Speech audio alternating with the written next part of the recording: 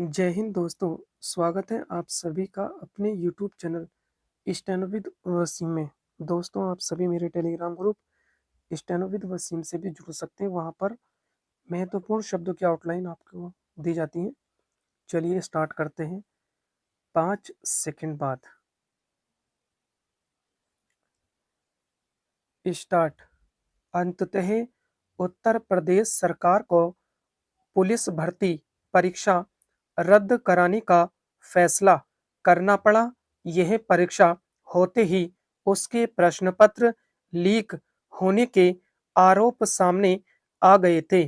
फिर इन आरोपों की पुष्टि होने लगी और इसी कारण छात्र दोबारा परीक्षा की मांग को लेकर धरना प्रदर्शन करने लगा। यह ठीक तो है कि योगी सरकार ने समय रहते इस मांग को पूरा करने के लिए साथ ही यह स्पष्ट किया कि 6 माह के अंदर दोबारा परीक्षा और दोषियों को कठोर दंड का भागीदार बनाया जाएगा। लेकिन आखिर इसका क्या कि लाखों छात्रों को फिर से परीक्षा देनी पड़ेगी?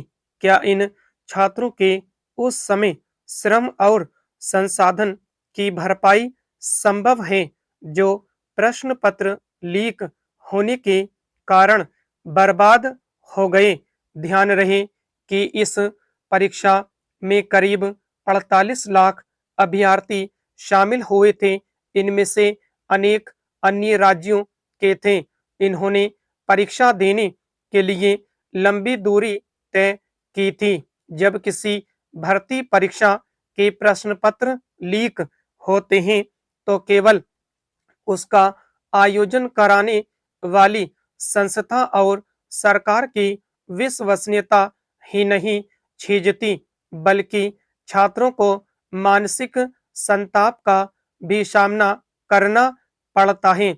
इसके अलावा दोबारा परीक्षा कराने से नए सिरे से सरकारी संसाधन खर्च करने पड़ते हैं।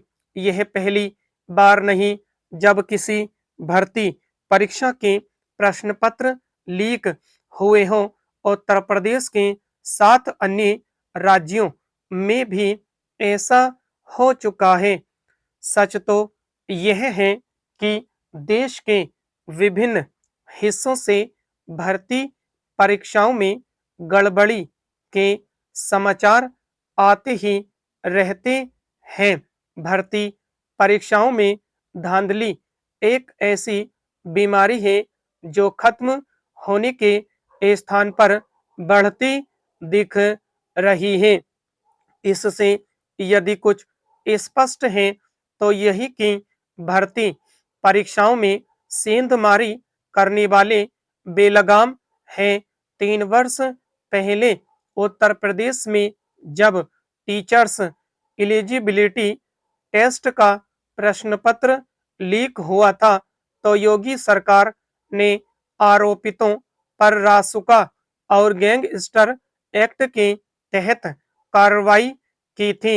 लगता है कि इस सख्ती के बाद भी परीक्षाओं में सेंधमारी करने वालों के दुस्साहस का दमन नहीं हो पा रहा है।